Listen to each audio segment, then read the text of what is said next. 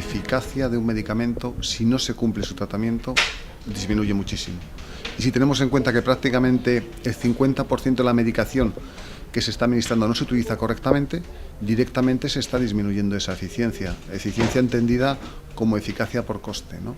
Entonces yo creo que es básico para una compañía biomédica como la nuestra el no solo investigar y desarrollar medicamentos innovadores, sino también facilitar el hecho que el paciente tome adecuadamente su tratamiento. Un paciente que tome su tratamiento al 100% en cuanto a su posología, en cuanto a los números de comprimidos o inyectables que tiene que tener cada día, va a hacer que el medicamento, la medicación en sí, el tratamiento sea mucho más eficaz. Para que el paciente esté informado, para que confíe en el médico, confíe en el tratamiento, confíe en los medicamentos y el médico le explique por qué tiene que hacer ese tratamiento, por qué tiene que cumplirlo.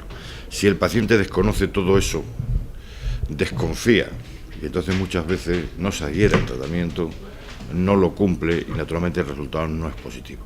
Por tanto, la información al paciente es esencial para que el paciente cumpla con el tratamiento, cumpla con las prescripciones del médico, cumpla con la toma de medicamentos, etcétera, etcétera. El paciente que tiene menos formación pues tiende a tomarse las cosas menos en serio que el paciente que se le explica, que tiene cierta formación, que entiende, que por tanto sabe perfectamente que tiene que cumplir a rajatabla la que dice el médico para que el tratamiento pues esté de acuerdo con el diagnóstico y lo cumpla correctamente.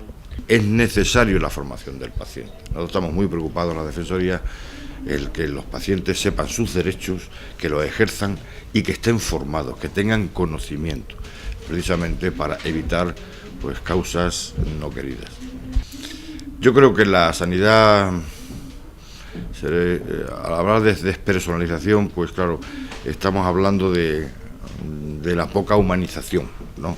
Yo soy un defensor de la humanización de la medicina. Hemos avanzado mucho en técnicas, la medicina de ahora no tiene nada que ver con la medicina de hace 20, 30 o 40 años, pero quizás hayamos abandonado lo que es la humanización de la medicina, el tratar al enfermo pues como una persona que necesita cariño, que necesita afecto y que necesita que se preocupen por él, no solamente desde el punto de vista técnico, sino también humano, porque eso puede ayudar a su curación. Que no creo que haya sobreinformación, es decir, yo estoy defendiendo que debe haber más información.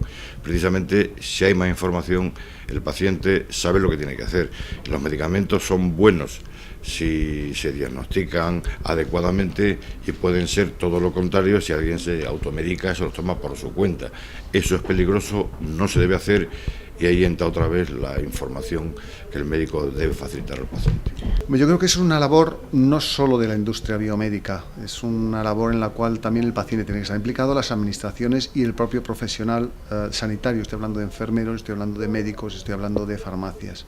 Yo creo que son las 4 partes implicadas más importantes. Desde nuestro punto de vista tenemos que llegar a acuerdos con la administración central para, por ejemplo, simplificar los prospectos. No es normal que los prospectos tengan esa cantidad de palabrería técnica que casi ningún paciente puede entender, pero tiene que entender también el paciente que es una obligación. Es decir, nosotros, la administración nos obliga a tener un prospecto de esas características, por lo tanto tenemos que hablar con la administración para decir sencillamente podemos tener ese tipo de prospecto muy técnico, pero también podemos tener un prospecto mucho más sencillo.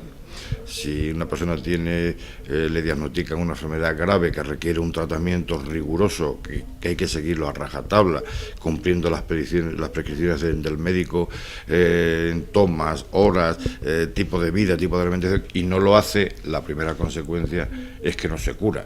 Y el no curarse pues puede ser letal, si la enfermedad es grave, que puede llegar lógicamente hasta el fallecimiento. Pero también podemos colaborar con ellos en campañas de concienciación. Yo, si fuera ahora mismo algún dirigente sanitario, directamente implementaría alguna actividad destinada específicamente a hacer que el paciente entienda mejor que un buen tratamiento, que un tratamiento completo cura mejor su enfermedad y trata mejor su enfermedad. Y con el profesional sanitario, ese paciente, ese médico que ha intervenido y que ha estado gastando tiempo para ver cuáles eran los síntomas del paciente, que además ha estado utilizando recursos del sistema a través de los diagnósticos, un montón de pruebas diagnósticos para saber lo que le ocurre al paciente. Si luego le prescribe un medicamento que va a tratar esa enfermedad y ese medicamento no se utiliza correctamente, hemos tirado un montón de recursos. Por lo tanto, también el profesional sanitario debe estar concienciado de lo que una buena adhesión al tratamiento significa, una buena adherencia al tratamiento.